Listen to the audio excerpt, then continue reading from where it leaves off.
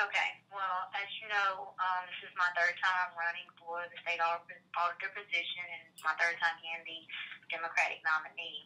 And I am running on the basis that the taxpayers need to know where their money is being spent.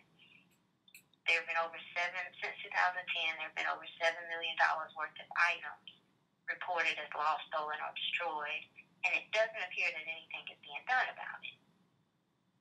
So I've been keeping up with the numbers since 2010 just to see if it has improved or not, and it hasn't. So that's what made me get into the race again to try one more time to see if I could make a difference by being the state auditor of Alabama. And also, just noticing that the website hasn't been updated since 2011, that doesn't help any taxpayer know where their tax dollars are or how items are being, possibly misused. So updating the website is a priority of mine, and also raising awareness about another role of the state auditor that most people usually forget, and that's that the state auditor appoints one person to the board of registrars in each county except Jefferson County. So it's a total of 66 counties out of 67, and that's an important function that the state auditor has, because when I ran in 2014, my opponent, who happened to be Ziegler at the time, stated he would only appoint conservatives to that position, and that's exactly what he did, and that's not right either, because when you're talking about the board of registrars, it should be someone kind of with an independent mindset. You should want to do the right thing regardless of being a conservative, a liberal, or any other word that's used to depict the two parties. It should be an apolitical figure as far as you should be doing the audits. Yes, he's in the news, but he's not in the news about being in the role of state auditor. He's in the news about going to abortion clinics. He's in the news about losing his law license. He's in the news about calling congresswomen, comparing them to the KKK. He's in the news, but he's not in the news for the role or position that he was elected to serve in. So if I'm going to be in the news, it will be in the role of an auditor, not everything else that he's in the news for. And I get it. He wants to continue his name recognition so he doesn't become irrelevant or outdated. But, again, you're in the role to be the state auditor of Alabama, not to be the police for abortion clinics or to talk about the KKK.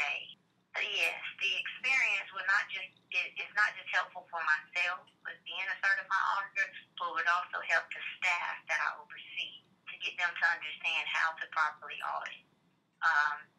For example, if you look at any of the audit reports, it says that certain departments have a perfect audit, and then it says that weapons or guns were lost or stolen.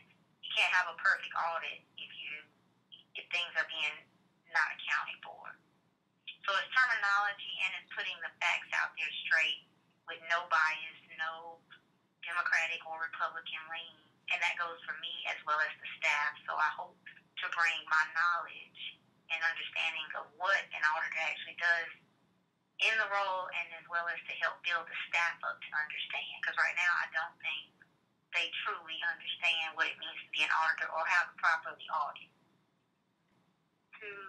To bring back, and I do think it has been cut just because, he's doing everything except the job that he was elected to do.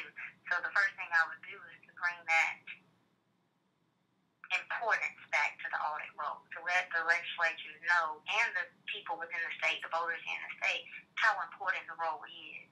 It's kind of been dumbed down since Samantha Shawlab and Ziegler took over. They took it more seriously when I ran against Ms. Shaw as well. They took it more seriously when she was in office. And I would want to restore that serious nature and the importance of the audit role, which has been lacking these last 4 years. Things have been great on the campaign trail. This is the best, since I've done this 3 times in a row, this is the best one I say as far as getting more people involved and getting them aware about the state auditor and the role of the state auditor. And I think no matter which party you're in, or even if you're an independent, people are more aware and not just voting or not just anticipating to vote straight party lines. They're actually researching the candidate. So that gives me some hope that people are actually doing their research and homework on candidates and making the right decision, their right personal decision about it.